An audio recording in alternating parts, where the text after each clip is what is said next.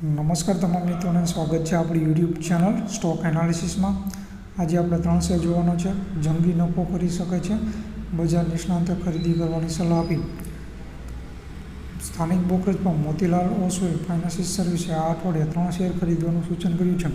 એમાં પહેલો શેર છે ટાઇટનનો શેર છે। તો મોતીલાલ ઓસ્વાલે ટાટાની કંપની ટાઇટનને 3530 ખરીદવાની સલાહ આપી છે। તેની ટાર્ગેટ કિંમત 3750 અને સ્ટોપ લોસ 3420 રૂપિયા રાખવામાં આવી છે। ટાઇટન 5 અઠવાડિયા પછી સાપ્તાહિક રેન્જ બ્રેકઆઉટ આપેલ અને મજબૂત બુલિશ કેન્ડલ બનાવી। દૈનિક ધોરણે સ્ટોક તેના ₹3450ના ઝોનના મહત્વના અવરોધને પાર કરવામાં સફળ રહ્યો। આનાથી ડબલ બોટમ પ્રાઇસ પેટર્ન બનાવવામાં આવી છે, જે તેજીની રિવર્સલ પેટર્ન છે। ટાઇટન પણ તેની ટૂંકા ગાળાની મૂવિંગ એવરેજથી ઉપર બંધ થવામાં વ્યવસ્થાપિત છે અને momentum indicator relative strength index RSI પણ ઉપર તરફ જઈ રહ્યો છે, જે સ્ટોકમાં મજબૂતાઈ દર્શાવે છે। બીજો શેર છે કમિન્સ ઇન્ડિયાનો શેર છે। તો કમિન્સ ઇન્ડિયાને 3825 પર ખરીદો, 4100 રૂપિયાનો ટાર્ગેટ અને 3680 પર સ્ટોપ લોસ રાખો।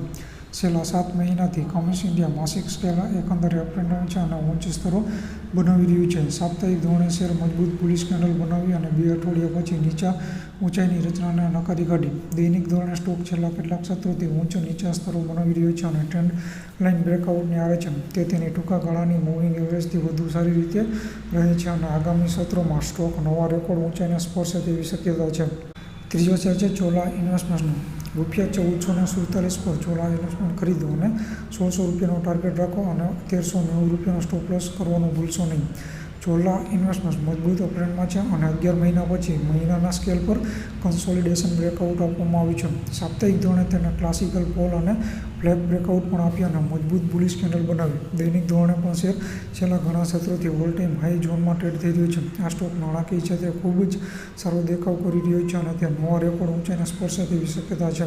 તો આ 3 શેરમાં તમે નજર રાખી શકો છો। તો આજના વિડીયોમાં આટલું જ। વિડીયો સારો લાગ્યો હોય તો ચેનલને સબસ્ક્રાઈબ કરી દેજો। જય હિન્દ, જય ભારત।